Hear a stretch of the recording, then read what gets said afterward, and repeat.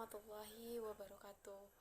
Baiklah, pada kesempatan kali ini saya dan saudari Luciana Dewi Kartika akan menjelaskan materi terkait operasi plastik.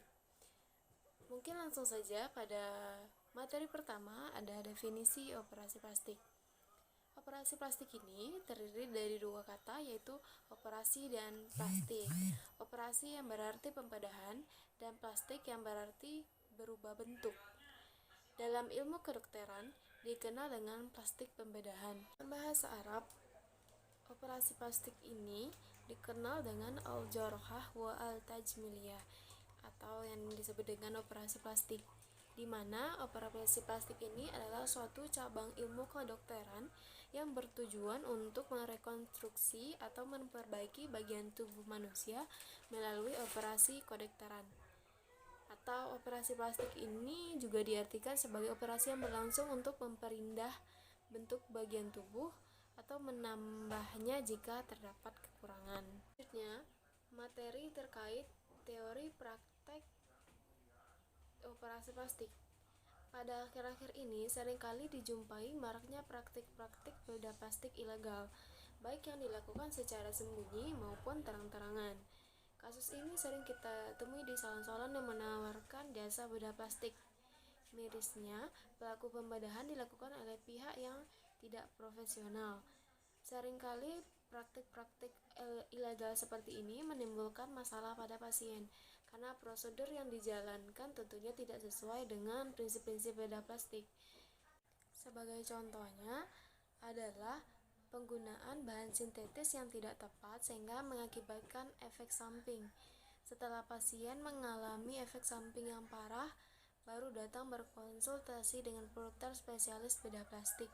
Walaupun dalam kebanyakan kasus hal itu sudah terlambat untuk ditangani. Sudah menjadi tugas bersama terutama para dokter spesialis bedah plastik untuk mensosialisasikan serta memberikan pendidikan kepada masyarakat awam tentang apa itu bedah plastik, ruang lingkup, serta perannya dalam berbagai masalah kesehatan di Indonesia. Sumber-sumber informasi pengetahuan mengenai bedah plastik seperti buku dan majalah secara khusus membahas mengenai operasi plastik juga diperlukan agar masyarakat dapat mengetahui dan memahami hal-hal yang berkaitan dengan bedah plastik. Kewenangan melakukan praktik bedah plastik secara lengkap, yaitu bedah plastik rekonstruksi dan bedah kosmetik atau bedah estetik, maupun secara lengkap, yaitu bagian bedah estetik saja, hanya dapat dilakukan oleh seorang spesialis bedah plastik dan dinyatakan oleh surat izin praktik yang dikeluarkan oleh Departemen Kesehatan Republik Indonesia setelah mempertimbangkan rekomendasi Organisasi Perhimpunan Ahli Bedah Plastik Indonesia atau PERAPI. Pada dasarnya, dokter umum dan dokter spesialis lain tidak diizinkan melakukan bedah plastik. Dalam ilmu bedah plastik, penampakan atau appearance adalah faktor dasar yang sangat penting untuk keseluruhan kegiatan yang dilakukan. Sedangkan pembedahan estetik yang dilakukan oleh dokter spesialis lain atau dokter umum hanya merupakan sebagian dari kegiatan profesionalnya tanpa menghayati dasar filosofi bedah plastik serta dampak lain yang terkait. Oleh karena itu, jika hal ini dibiarkan, maka akan bertentangan dengan pengembangan profesionalismenya keilmuan.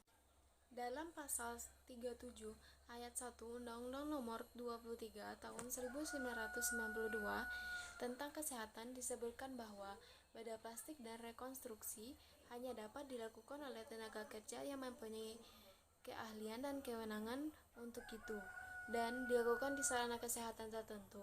Sedangkan dalam pasal 46 ayat 3 dan 4 konsep rancangan peraturan pemerintah disebutkan bahwa tindakan medis bedah plastik dilakukan oleh tenaga medis sesuai dengan kemampuan dan kewenangan serta dilaksanakan pada sarana kesehatan yang memenuhi persyaratan.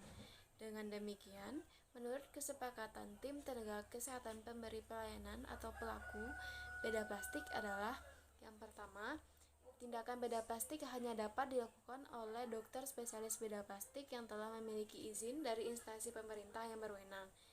Yang kedua, bedah plastik merupakan bidang keahlian yang khusus, maka segala permasalahan yang menyangkut bidang tersebut, tidak baik bidang hukum atau lainnya, perlu mempertimbangkan pandangan dan pendapat dari spesialis bedah plastik tersebut. Yang ketiga, dokter bedah plastik adalah dokter yang telah menyelesaikan pendidikan spesialis bedah plastik pada Fakultas Kedokteran Dalam Negeri atau lulusan Fakultas Kedokteran Luar Negeri yang telah diakui pemerintah serta telah mempertimbangkan rekomendasi yang diberikan oleh PERAPI sebagai organisasi profesi bidang bedah plastik yang ada di Indonesia. Dan yang keempat, pemberian izin atau kewenangan diatur oleh Departemen Kesehatan setelah mendapatkan rekomendasi dari PERAPI. Selanjutnya, materi ketiga adalah jenis-jenis operasi plastik. Operasi plastik ini kita lihat berdasarkan keinginan dan tujuannya. Melakukan operasi tersebut terbagi dua. Yang pertama ada operasi ghairu ikhtiyariyah atau operasi yang tidak dikehendaki. Operasi ini tujuannya untuk mengobati penyakit yang terjadi tanpa kekuasaan seorang dalam penyakit tersebut. Apakah penyakit yang telah ada ketika seseorang baru lahir seperti bergabungnya jari, tangan, dan kaki, atau bibir sumbing, dan tertutupnya lubang yang terbuka seperti lubang hidung dan telinga, dan berbagai jenis penyakit lainnya yang terjadi tanpa dikehendaki. Operasi jenis ini hanya bertujuan untuk mengobati penyakit dan pada nantinya akan menghasilkan keindahan pada orang yang telah diobati. Dan keindahan itu hanya sebagai efek dari operasi dan ini dibolehkan dalam syariat. Yang kedua yaitu operasi ikhtiyariyah, yang berarti operasi yang sengaja dilakukan. Operasi yang dilakukan bukan karena alasan medis, namun mutlak hanya hasrat seseorang untuk memperindah diri dan berlebih-lebihan di dalam menafsirkan kata-kata indah itu. Operasi model ini terbagi kepada dua bagian, yaitu bagian yang merubah bentuk dan bagian yang mengawetkan umur. Selanjutnya, jenis pembagian operasi ikhtiyariyah atau operasi yang sengaja dilakukan ini ada beberapa.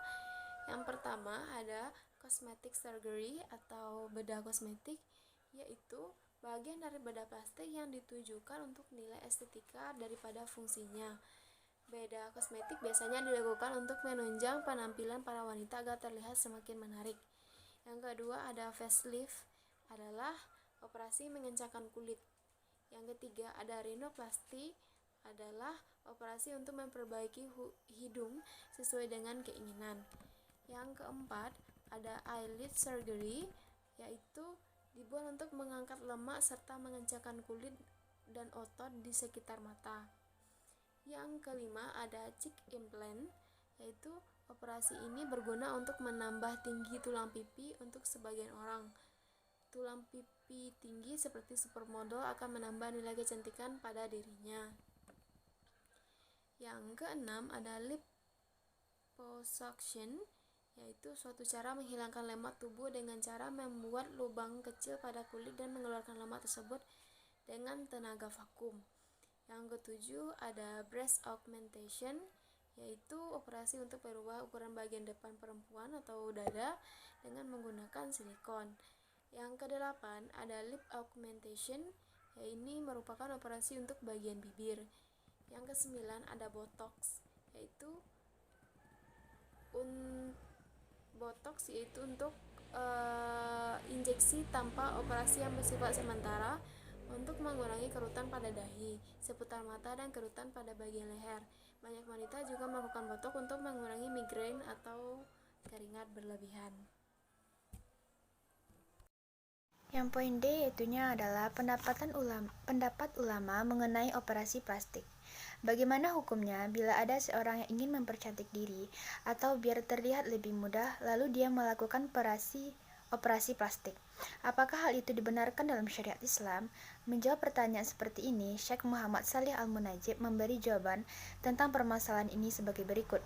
Para ahli medis mendefinisikan operasi plastik sebagai operasi yang dilakukan untuk mempercantik bentuk dan rupa bagian-bagian tubuh lahiriah seseorang. Terkadang dilakukan atas dasar kemauan yang bersangkutan, terkadang juga dilakukan karena alasan darurat atau terpaksa. Operasi plastik yang dilakukan karena darurat atau semi darurat adalah operasi yang terpaksa dilakukan. Seperti cacat ada dua jenis. Yang pertama, cacat yang merupakan pembawaan dari lahir, misalnya bibir sumbing, bentuk jemari-jemari yang bengkok, dan lain-lain. Yang kedua, cacat yang timbul akibat sakit yang diderita.